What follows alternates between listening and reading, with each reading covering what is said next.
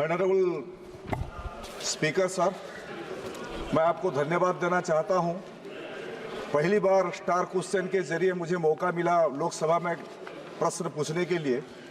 मेरा जो सवाल था और जिसमें ऑनरेबल मिनिस्टर का उत्तर आया है, मैं ये बताना चाहता हूं ऑनरेबल मिनिस्टर जी को कि एक समय था जो पुराने पद्धति का चिकित्सा, जो हम धन्वंतरी जी को भगवान मानते थे, दुनिया के सबसे बड़े चिकित्सक के डॉक्टर के नाम पे हम जानते हैं उनको, और आयुर्वेदिक का जो पुरातन चिकित्सा पद्धति था वो गंधमार्दन, जिस क्षेत्र से मैं आया हूँ, गंधमार्दन मतलब भी हम सब जानते हैं।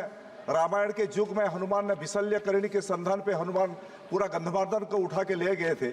उसी गंधमार्दन पहाड़ के नीचे एक आयुर्वेदिक कॉलेज है। 2000 ये जो रिपोर्ट्स में आया है, महाभारत सुनाने का किस्सा बोटानिकल सर्वे ऑफ इंडिया का रिपोर्ट था सर, उसमें 2000 से ज्यादा बोटानिकल प्लांट्स नर्स उस गंधमार्दन में मौजूद है। उसमें 222 जो कि दुर्लभ वनौषधि के नाम पे जाने जाते हैं, उसका सर्वे ठीक ढंग से नहीं हुआ। उसका एक सर्वे कराना और उस मेडिकल कॉलेज को केंद्र सरकार का अधीन में अगर लिया जाएगा, मेरा प्रस्ताव है, और उस कमेटी वाले भी अपने हिसाब से लिख के दिए हैं।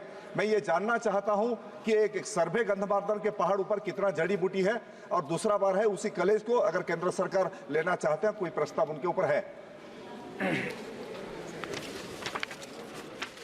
अध्यक्ष महोदय, सम्माननीय सदस्य ने जो यहाँ पर प्रश्न उपस्थित किया, जो गंधमार्दन पहाड़ियों पे उन्होंने बताया कि 2200 कुछ वन औषधियों के पौधे या झाड़ वहाँ पर है, लेकिन भारतीय वनस्पति सर्वेक्षण BSI के प्राप्त जानकारी के अनुसार 2009 के दौरान ओडिशा के बारगढ़ के मंदगर्दन पहाड़ियों में कुल 912 पौधों की प्रजातियां पाई गई, जिसमें से 345 प्रजातियां औषधीय पौधों के रूप में वर्गीकृत था। और राज्य सरकार से प्राप्त जानकारी के अनुसार गंधमार्दन पहाड़ियों में सिर्फ 220 औषधीय पौधे हैं। मैं उसको नहीं पढ़ रहा, मैं दूसरे पढ़ रहा हूँ उनको। तो अध्यक्ष महोदय, उनका जो प्रश्न यहाँ पर था, तो उसका संरक्षण किया गया है, और उनकी जो वनस्पति है उनके संरक्षण के लिए भी आयुष मंत्रालय से निधि आवंटित किया जाता है। उसमें जो वनौषधि के बारे में जो रिपोर्ट आपके पास है उड़ीसा सरकार की तरफ से, वहाँ बीजू जनता दल का सरकार था, वहाँ एक माइनिंग चला रहे थे उन लोग, जिसके खिलाफ एक बहुत बड़ा मूवमेंट चला था गंधमार्दन सुरक्षा के लिए। उसी मूवमेंट से हम पॉलिटिक्स में आए हैं, तो उनका रिपोर्ट जो सही नहीं है। मैं आपसे अनुरोध करना चाहता हूँ, जो विशल्यकरणी वही गंधमार्दन से निकला है, तो एक बार सर्वे उसको आपका डिपार्टमेंट से मैं चाहता हूँ, एक आप सर्वे करा सकते हैं क्या?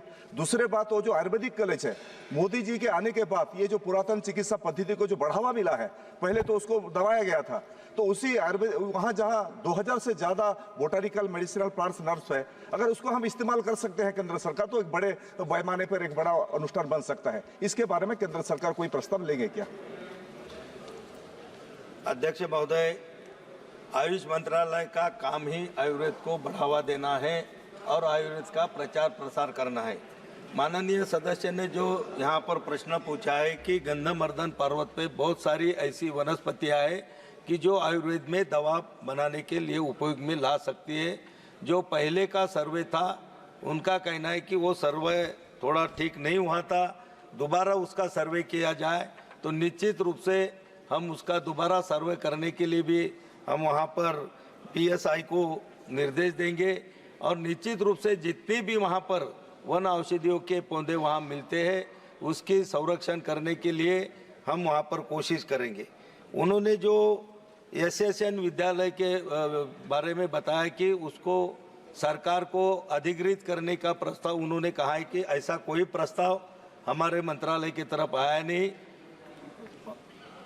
और इन्होंने जो जैविक विविध बोर्ड के बारे में बताया, निश्चित उसके माध्यम से भी इसका पूरा सर्वे किया जाएगा।